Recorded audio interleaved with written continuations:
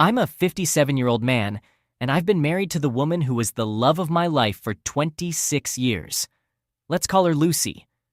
We were college friends, and we knew each other for a decade before getting married. During those 10 years, we spent 2 years as friends, a year of me pursuing her, and the remaining 7 years dating. There were even a few years of long distance in those 7 years when we lived in different cities for work reasons. Our relationship endured the challenges of time and distance. Lucy wasn't just my wife and the mother of my children. She was also my closest friend since college. She understood me like no one else. That's why her betrayal shattered me. About a week ago, Lucy and I attended our college reunion.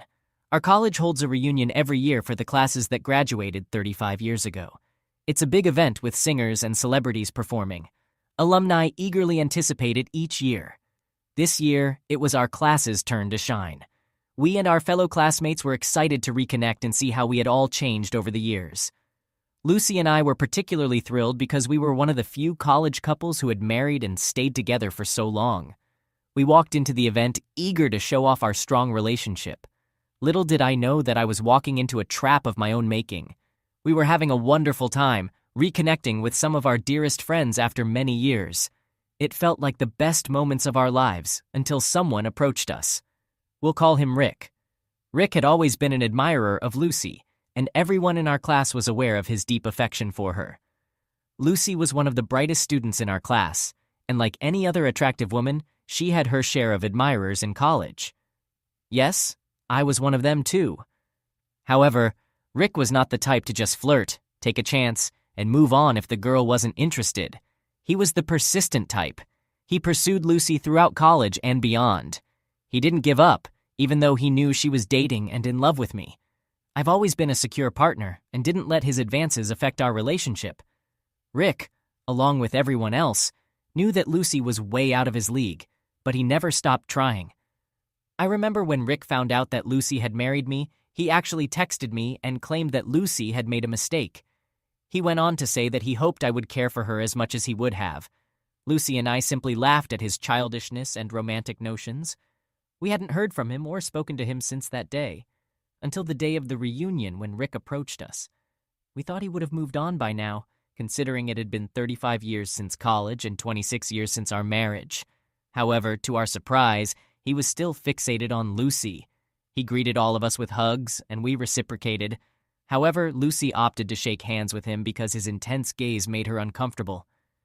He took a seat across from Lucy and gave her an odd and intense stare, which didn't go unnoticed by anyone. I couldn't help but ask if he had brought his family to the reunion party. He replied that he was single. He mentioned that he had been briefly married in his 40s but had gotten divorced. I expressed my sympathy, saying, "I'm sorry to hear that," to which he responded dramatically, "Well, yes, you should be sorry. You stole my love," followed by a burst of hysterical laughter. If I were in my 30s, I might have considered physically confronting him, but as we're approaching our 60s, such things no longer hold much importance. Besides, Rick isn't the intimidating type. He's more of a sleazy, loudmouth guy you wouldn't pick for sports. Even though everyone heard his joke, no one responded, and you could feel others becoming uncomfortable, so we mostly brushed it off. However, Lucy became noticeably quiet. Nancy and I, Nancy is our close friend from college, took Lucy aside. We tried to lift her spirits, encouraging her to forget about the troublemaker and enjoy the rest of the evening. Knowing that Lucy tends to overthink things, we both attempted to ease her mind. Suddenly, Rick approached us out of the blue. I suspect he had been keeping an eye on us all along. To our surprise, he apologized, stating that he hadn't meant to upset her. Instead, he claimed he wanted to make her feel happy that despite the years of separation and the effects of aging on her appearance, she still had an admirer. I couldn't tolerate his cheesy words and told him to back off. He expressed genuine regret about causing discomfort. Lucy asked him to leave us alone, but he insisted that Lucy forgive him so we could enjoy the last gathering of our lives. Those words made me think it was time to put this behind us and move forward. That night was undoubtedly the final occasion for us to meet our old friends and classmates, so there was no point in dwelling on the past. Lucy hugged him and urged him to move on from her and let it go. We all hugged and headed to the dance floor to have fun at the party. Others joined us, and it turned into an enjoyable time. Later on, I noticed Nancy and Lucy talking to Rick, who was standing beside them. He was engaging in conversation and dancing in a comical manner, if that makes sense. I was relieved that this matter seemed to be resolved, and we could look back on it in a positive light. I kept an eye on them to ensure Lucy was okay. Rick was whispering something in her ear, and she smiled and nodded at him. I assumed it wasn't anything inappropriate, or else Lucy would have reacted differently. This gave me the green light to relax and enjoy myself with other friends and classmates. About an hour later, I noticed that Lucy and Nancy were nowhere to be seen. Initially, I didn't pay it much mind because we were all mingling separately. I too was catching up with other friends on my own. However, when they didn't reappear after some time, I began searching for them. I attempted to call them first, but they didn't answer. I realized the loud music might be drowning out the sound of their phones ringing. After roughly 30 minutes, Lucy returned, but something about her seemed off. There were no apparent changes in her appearance, but I had a distinct feeling that she was a different person. She became unusually quiet and kept urging me to leave. Nancy joined us shortly afterward, but Lucy and Nancy didn't exchange a single word throughout the night. I assumed they had argued about something because they avoided making eye contact. I repeatedly asked Lucy why she seemed irritated and wanted to leave early, but she remained silent. I wanted to stay until the end of the party, but Lucy insisted we leave early. Lucy remained silent throughout the entire journey back home, which lasted over an hour. I kept inquiring if she was okay, and she replied that she was just tired and needed rest. It left me feeling uneasy because she's usually the one brimming with energy, and seeing her upset without knowing the reason worried me. I asked if it had anything to do with Nancy, but she simply replied with a no, providing no further explanation. I assumed she was exhausted and left her alone. When we arrived home, while most of our friends were posting happy pictures of the evening and chatting on social media, expressing their joy at the reunion and lamenting the possibility that it might be the last, Lucy slipped into bed with her eyes closed. I suppose she wanted me to believe she was asleep. Why do I say that? It was almost 2 a.m. when I went to bed, utterly tired. I fell asleep as soon as I hit the mattress. I'm not sure how long I had been asleep when Lucy woke me up. She was in tears, resting her head on my chest. I held her close and asked if she was feeling emotional about reuniting with her old friends, but she didn't respond. She simply continued crying. I held her tightly to show my support, as that was the least I could do since she wasn't sharing what was troubling her. I allowed her to release her emotions, and when her tears finally stopped, she revealed something that left me stunned. She confessed that she had cheated on me with Rick. I was at a loss for words, unable to ask her anything further. I felt frozen in shock. Thoughts swirled in my mind about what might have transpired. The last time I saw Lucy, she was dancing with Rick and Nancy, along with others. Then, the three of them disappeared for about an hour. When Lucy returned, she wore a gloomy expression and insisted on leaving the party. She mentioned that Nancy was aware of the situation, but she was clearly furious with Lucy, which explained her upset demeanor. I was still unable to speak, so as she observed my stunned state, she began explaining everything on her own. She recounted how, while they were dancing, Rick kept apologizing to her for the embarrassment he had caused her, especially after she had rejected his advances numerous times.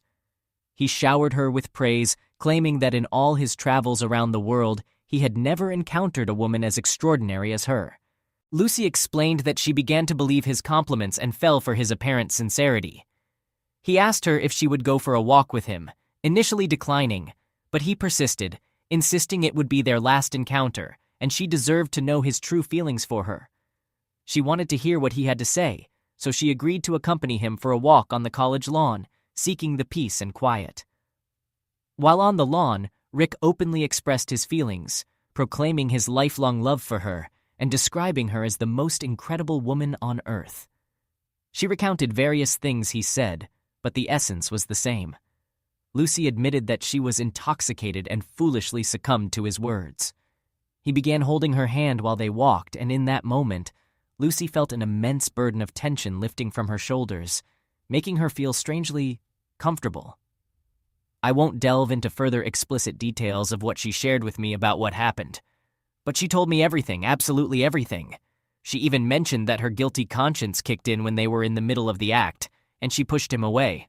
My mind was in a daze and my body felt numb. She nudged me, seeking some reaction, but I remained silent. I asked her to give me a moment. She continued crying and apologizing. Eventually, I told her to go to sleep, and we would discuss the matter in the morning. She held on to me tightly, expressing her fear of losing me. I simply closed my eyes and lay there, replaying the situation in my mind repeatedly. I was reflecting on the events until I distinctly recalled something that struck me as odd. Rick gave me a strange, unsettling grin after Lucy returned from their make-out session. Although I didn't pay much attention to it at the time, I suppose that was his triumphant smile, signifying that he had finally won her over. With that realization, I felt a surge of anger and disgust welling up inside me. I was too restless for self-pity, and the thought of sharing the bed with her became unbearable. I noticed that she had fallen into a deep slumber after hours of crying. I quietly slipped out of bed, gathered my laptop, wallet, and other essentials into a backpack, and left our home. I loved that woman. We had been married for 26 years, and I couldn't fathom a life without her. We had a family and children, but I couldn't stay. I knew her well, and if I had stayed until morning, she would have likely persuaded me against separation. So I checked into a hotel and blocked her number along with all her social media accounts. It was already sunrise by the time I managed to fall asleep. Around 8 or 9 a.m., my phone started ringing incessantly with calls from my children. Lucy and I have 2 kids, a 24-year-old son and a 21-year-old daughter. Both of them are in college and live on the same campus. Now, after reading numerous stories, I realize I made a hasty decision to ghost Lucy that very night. I should have planned more carefully for my next steps to maintain control of the situation. I've come across stories where people pretended to act normal with their cheating partner while secretly plotting revenge and eventually exposing the affair. However, in my case, I couldn't have acted normally with Lucy after what she had done. She was not only my spouse, but also my closest friend, my better half in every sense. Even if I had attempted to deceive her, she would have seen through it immediately, and I couldn't bear to pretend in front of her.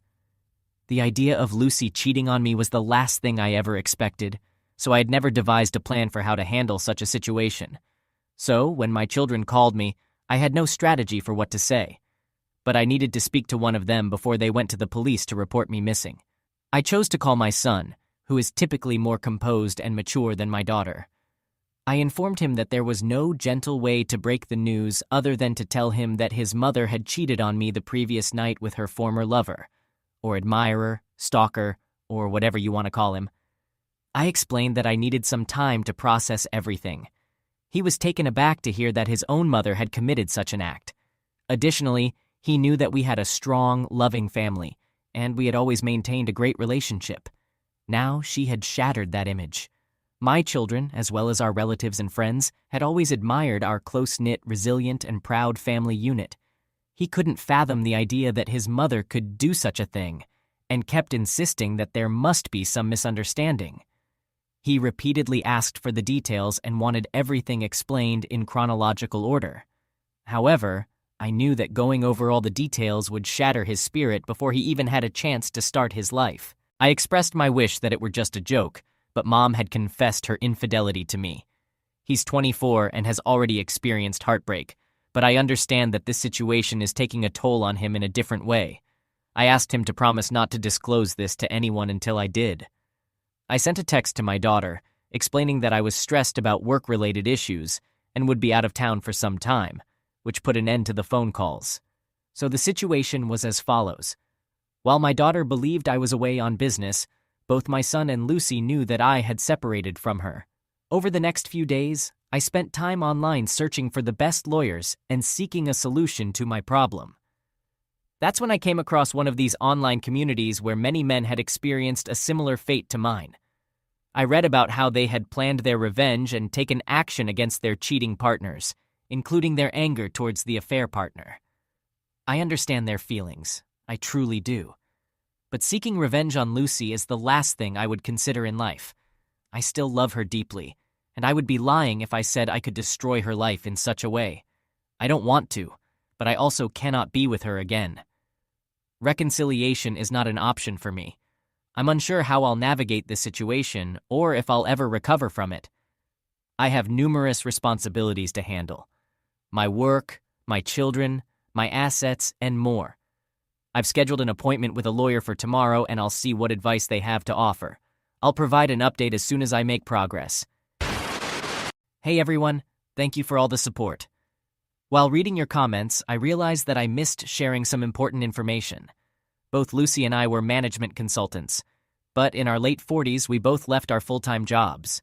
Lucy pursued her long-standing passion for writing, and I became a business consultant for startups. As a self-employed individual, I don't have a fixed workplace. One of you mentioned concerns about Lucy potentially showing up at my workplace since I occasionally work from home or visit clients' offices. I consult for multiple clients simultaneously. So far, Lucy hasn't been able to locate me. As I mentioned earlier, I'm approaching 60, and we've been planning our retirement for a long time. We've been saving up to purchase a beach house in the countryside for our retirement years, with plans to buy it next year. We've even identified some properties and have been in discussions with property owners. Fortunately, we haven't made the purchase yet, otherwise it would have presented a different set of challenges. Lucy has been trying to contact me ever since I ghosted her. I met with the lawyer the day after my initial post, and he advised me to inform the children about the separation, given that they are adults. We also discussed the division of property, and I've decided to split it evenly between Lucy and myself. No, my retaliation wouldn't involve depriving Lucy of her wealth. She's entitled to half of our assets, and she's earned it.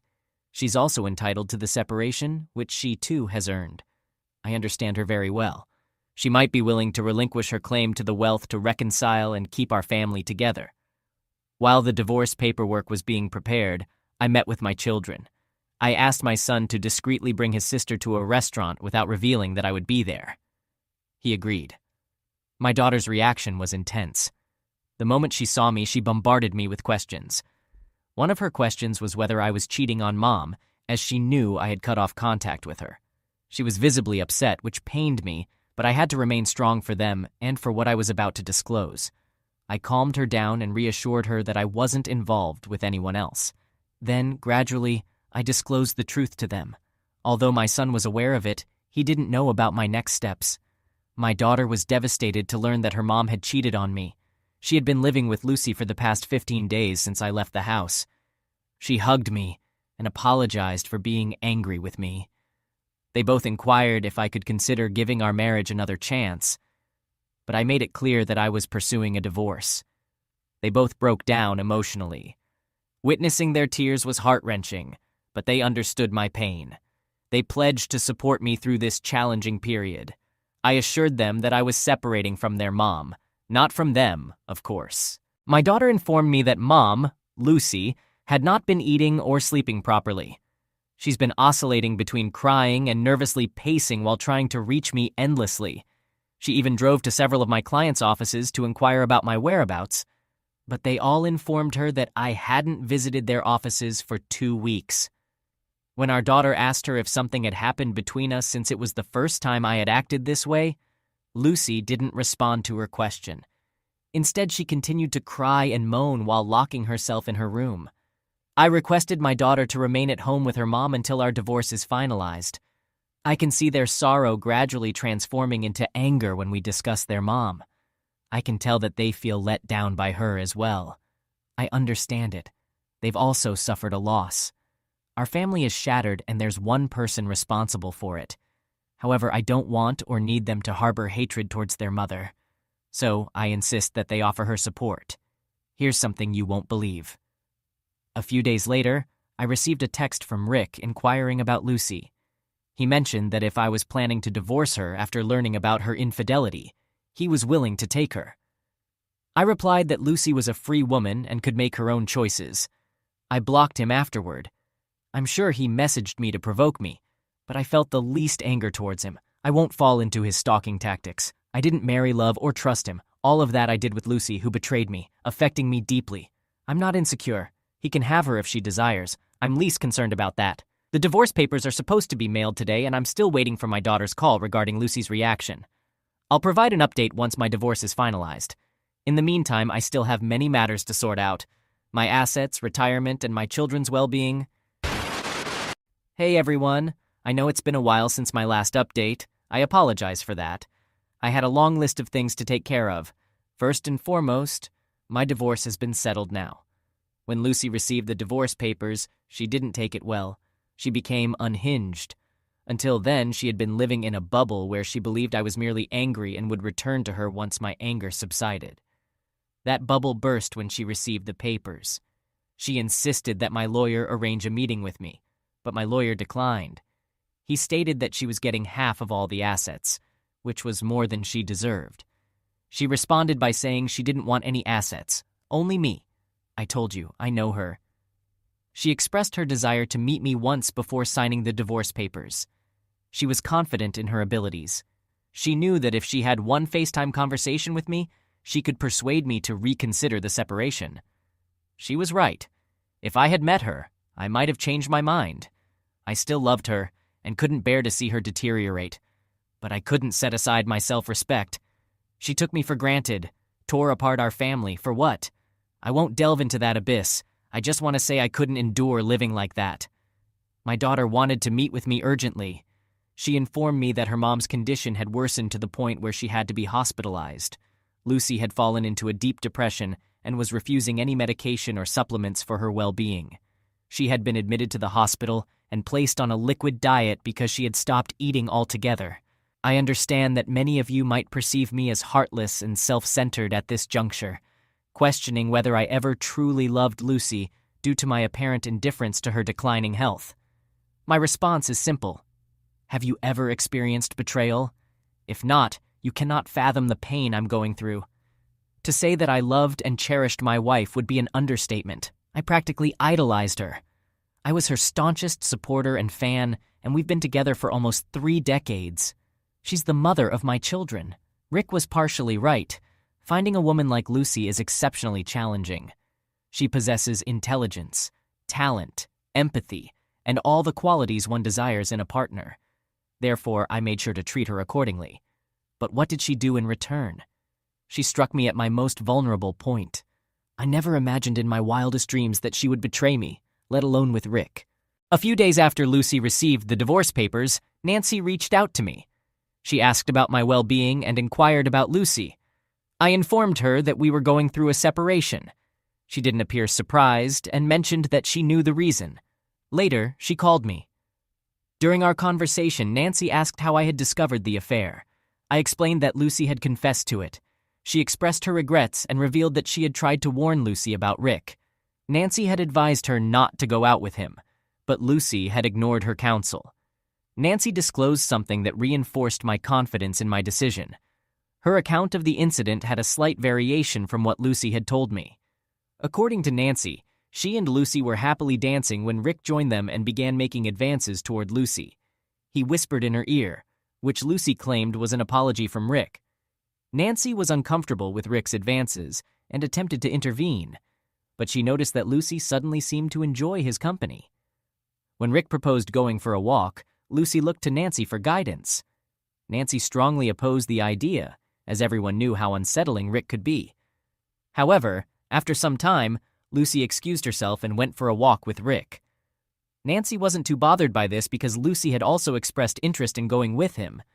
Nancy was having a good time with other friends when she realized Lucy hadn't returned. Concerned for Lucy's safety, she went out to search for them. Can you believe where she found them? In the changing room of the college swimming pool. But where did Lucy claim they were? Out on the lawn. Nancy revealed that she caught them in the act, and they only stopped when Lucy spotted Nancy approaching them. So it wasn't Lucy's guilty conscience that halted things. It was Nancy who interrupted them. Up until this point, I still held some pride in Lucy for owning up to her mistakes and confessing them to me promptly. It gave me a sense of closure, despite her devastating betrayal. I believed her story that she got carried away because of alcohol, and her conscience stopped her. However, it became clear that Lucy didn't cheat because she was drunk. She did it because she wanted to. The college swimming pool was at least a 15-minute walk from where we were, and the changing rooms were deep inside the facility. You don't just end up there accidentally. It was a deliberate choice on her part. After sharing her side of the story, Nancy asked if I could see myself giving Lucy another chance to rebuild our relationship since Lucy had confessed and been completely honest about her mistakes. The thing is, Nancy didn't know that Lucy's version of the confession was different, and I didn't clarify or respond to her question. Despite Lucy's miserable condition, she had lied to me, and that's when I lost all respect for her. Meanwhile, my children informed me that Lucy's condition was deteriorating, and she was on the brink of self-harm. Upon hearing this, I called Nancy and explained our previous conversation, where I had been told a different story by Lucy. I asked Nancy to visit Lucy and have an open conversation with her. Lucy had been keeping her secret locked up, causing her immense suffering. I also instructed Nancy to inform Lucy that I was now aware of the actual truth of that night, and I had no intention of forgiving her or taking her back. It was in Lucy's best interest to prioritize her health because I knew she was intentionally harming herself in hopes of reconciliation. After all, I know her, don't I? Nancy paid Lucy a visit and provided me with an update. While Lucy has not fully recovered from her weakness and depression, my daughter mentioned that she's doing considerably better. Additionally, Lucy has gone ahead and signed the divorce papers, which was a significant relief for me. My plan is to wrap up my pending work and embark on a solo journey. I've decided to abandon my previous idea of settling down in one place because that would drive me insane. I acknowledge that I haven't handled the situation as perfectly as some folks in this community who've faced similar circumstances, but I've done the best I could. Let's wait and see what the future holds. I'll keep all of you updated. Hello, everyone. I hope you're all doing well. It's been a year since my last update. I wish I could say time has flown by, but it hasn't felt that way for me. I spent a few months in a motel and later rented a condo for a few more months until my divorce was finalized. As for my work, as I had planned, I gradually transitioned to clients with whom I could work remotely 100%. Regarding the money that Lucy and I had saved for our retirement home, she received 50% of it, and I distributed the remaining 50%, which was my share, evenly between my 2 adult children. I don't have a need for it, and they are responsible enough to put that money to good use. As for Lucy, she is still undergoing therapy. Nancy maintains regular contact with Lucy and occasionally checks in on me. She shared something surprising about Lucy that I never expected. Keep in mind that this information comes from Nancy, who is still supportive of Lucy, so take it with a grain of salt, but she has no reason to deceive me. Here's the revelation. Brace yourself. Despite my repeated claims that I know Lucy well, even after her infidelity, hearing this made me question whether I ever truly knew her. I always considered Lucy a strong woman with a resilient mind, but it seems that loneliness took a toll on her. Lucy began chatting with Rick, and he reciprocated by expressing his love for her until he learned about our divorce. Strangely, as soon as he found out, he started acting strangely and essentially ghosted her. Lucy was heartbroken to discover that Rick stopped communicating with her after she informed him about the divorce. She reminded him of his claims of love and desire to be with her despite everything. It turned out that he was merely flirting with Lucy for a casual physical relationship, which he got. He stated that he couldn't commit to a marriage or any emotional relationship with Lucy because she's such a strong-willed woman. For those who know Lucy, it's nearly unbelievable that she pleaded with Rick for a relationship. She couldn't have stooped lower because everyone knew Rick to be unsavory. Rick revealed his true intentions by admitting that he was only interested in a physical relationship, while Lucy sought emotional support, not just physical intimacy. He mentioned having a live-in partner and being content with that arrangement. It appears that all of his love and admiration were insincere. When Lucy and Rick had a disagreement, he concluded it with a hurtful remark. He indirectly taunted Lucy by suggesting that he had succeeded in deceiving her. He claimed that he thought Lucy was intelligent, yet he managed to trick her, implying that he was the cleverer of the two. This caused her to sink deeper into depression, as she had lost everything by falling for his deceitful lies. The last update I received about Lucy was a couple of weeks ago. My daughter had been staying with Lucy since I moved out of the house. She needed someone's company to help her cope with her depression. However, after living with her for a year, my daughter realized that she could no longer coexist with Mom, as Lucy had become extremely difficult. Lucy, who was once emotionally resilient, has transformed into an insecure and erratic individual who constantly seeks the presence and attention of others. She has also become delusional and disoriented. Lucy has morphed into a controlling and possessive mother.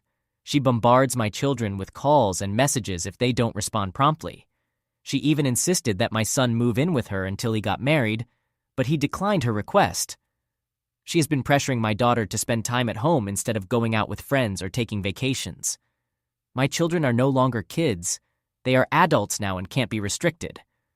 Whenever my daughter tried to address Lucy's intrusive behavior, Lucy would break down and express her fear of losing them, especially after losing me.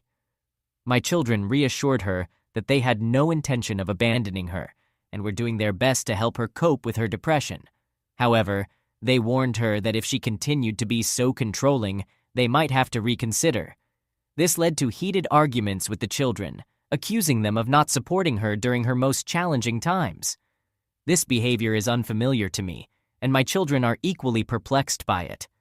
Ultimately, they had to confront her, explaining that it was her actions that had disrupted our once happy and loving family. What was once a harmonious and safe family environment is now fractured and distorted. It was difficult for her to accept that her own children held her responsible for everything. My daughter moved out of the house 2 weeks ago. She informed me that she had tried her best to assist Lucy, but she couldn't put her life on hold to care for her. I believe my daughter's decision was reasonable. She needs to move forward with her life, and Lucy needs to regain control of her own life. While some might take satisfaction in seeing their cheating ex-wife in misery in their 20s or 30s, I couldn't find happiness in this situation. I felt genuinely sorry for her condition. Her poor choices have condemned her to a lifetime of suffering. I hope she can rediscover her former self, a confident, strong woman who doesn't need to rely on people like Rick for emotional support. As for my own journey, I've spent the past year living in 4 different countries, exploring local cultures, savoring diverse cuisines, and immersing myself in entirely new lifestyles has been a great experience. Initially, I was disappointed that my retirement plans had to take a different path. I had always envisioned spending my golden years in peaceful harmony with Lucy. However, now I find satisfaction in having embraced various cultures and lifestyles. I've had the privilege of meeting incredible people in different corners of the world. To clarify, I haven't entered into any new relationships, nor am I actively seeking one at the moment. I'll remain open to whatever the future has in store for me, and I'll keep you updated if anything significant unfolds. Hello, everyone.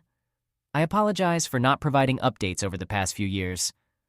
The truth is, not much noteworthy has occurred in the last 2.5 years, except for my extensive travels to more than a dozen countries and my renewed passion for painting. Initially, I initiated this thread to share my story about my cheating wife, and there didn't seem to be a point in updating it with my travel experiences, so I refrained from doing so. However, there has been an event that prompted me to write this update. Last month, after 4 years, I had the opportunity to meet Lucy again. This reunion was due to my son's upcoming wedding. Yes, my son has found the love of his life and decided to tie the knot. He called me 2 months prior to the wedding and expressed his desire for Lucy and me to meet the girl's parents. Initially, I was hesitant and suggested that I could meet them directly at the wedding. However, I realized that it wasn't about me. It was about fulfilling my responsibilities as a father. The girl's parents graciously hosted a dinner for us a week before the wedding. Although I hadn't confirmed my attendance, I decided to join at the last moment. It was somewhat challenging to see Lucy in this context, as I would have preferred to have one of us attend. Nevertheless, I understood that I needed to be there for my son. Upon my arrival, Lucy seemed surprised. She appeared different, and her eyes conveyed that she had undergone some changes. She greeted me with a polite smile, but I could sense that she was feeling tense. Throughout the years, she had always maintained her long, thick hair, even as we grew older, but it seemed she had aged more than expected during those 4 years. Interestingly, they seated us next to each other at the table, making me suspect that our son hadn't informed them that this would be our first encounter in years. It's worth noting that this situation posed no issue. In front of others, she remained silent.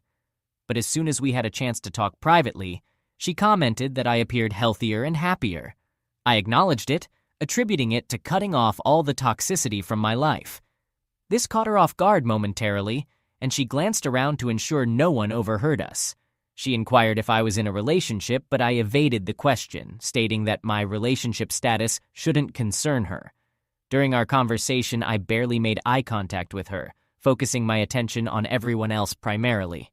After the dinner, when it was time to leave, I bid everyone good night with hugs, but I simply nodded my farewell to Lucy, telling her to take care. I suppose she didn't anticipate that, as she also stood up when I was saying my goodbyes to everyone. It happened quickly, so I don't think it was too awkward for the others.